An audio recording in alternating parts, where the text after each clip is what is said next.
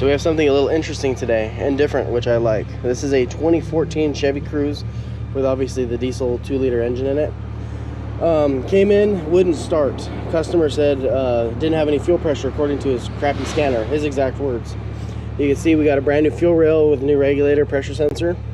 And according to the scan tool, at first there was not enough fuel pressure for it to start. So I have the battery charger on it. I cranked it over for about 15 seconds and it built enough fuel pressure to satisfy it. Once it satisfied, it actually ran for a second, then died. And the engine, when it would build the fuel pressure to try to start, it would kind of sound a little different. It would sound like the engine got loaded up. So the first thing I did, I came out here because I want to make sure that the EGR throttle valve was not stuck closed or anything like that. You can see throttle valve's nice and open, and you can start up and run. It starts right up now. With this, it does take a second to crank because the new fuel log on there, it's got air in the system, I'm sure, but it does start up and run now. So when I unhook this, and I'll demonstrate it real quick.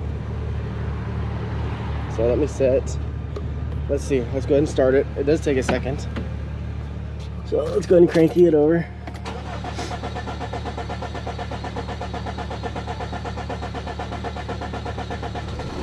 And I wouldn't recommend doing this unless you know what you're doing. So she runs.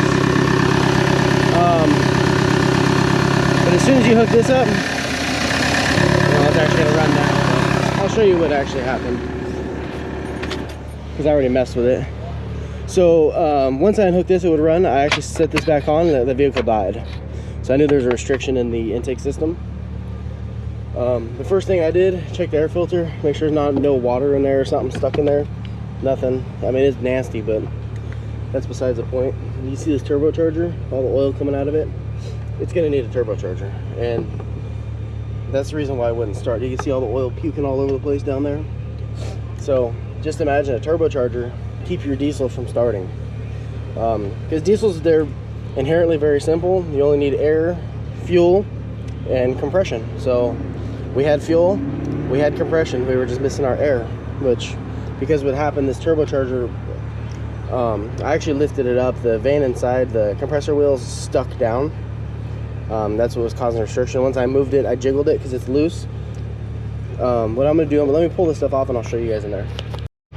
And I just want to reiterate, if you do have the suspicion that you do have a bad turbocharger, you do not want to let the vehicle run. At the very minimum, take this intake duct and pull it off like I did. Because what can happen is all that oil that's coming out of that turbocharger, it'll actually feed it down, the engine will run on it, and you can have a runaway condition and permanently damage this engine. You do not want to do that. So let's get in here and see this. Oh yeah, look at that. You see it sag down, look at all the oil everywhere. This inlet is full of oil. It's not blow by, it's actually the turbocharger. You see how much it moves? It's hard to.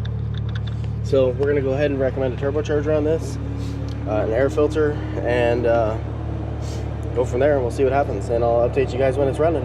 But thanks for watching. Make sure you like and subscribe. Thank you.